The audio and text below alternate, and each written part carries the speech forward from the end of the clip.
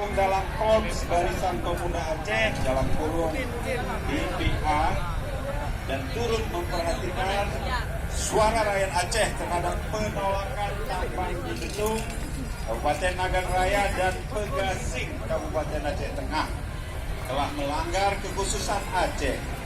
Dampak akibat keberadaan PT EMM yaitu meningkatnya bencana ekologis yang ditimbulkan dari aktivitas pertambangan, mengancam sumber-sumber kehidupan masyarakat akibat menurunnya kualitas air, serta mengancam kekayaan keanekaragaman hayati yang berada di wilayah usaha pertambangan.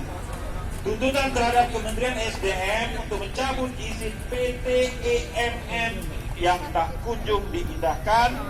Maka untuk menjaga marwah Aceh, kami meminta PRT Gubernur Aceh siap menandatangani pernyataan di bawah ini sebagai berikut. Saya nyatakan siap. 1. Saya PRT Gubernur Aceh siap melakukan gugatan melalui pemerintah Aceh sebagai bentuk mempertahankan kekhususan Aceh.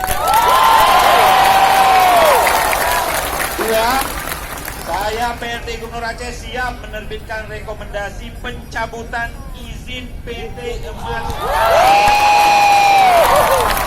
dalam kurung PT EMM.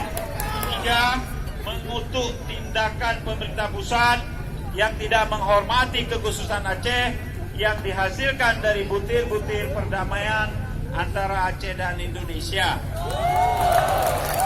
Nomor 4.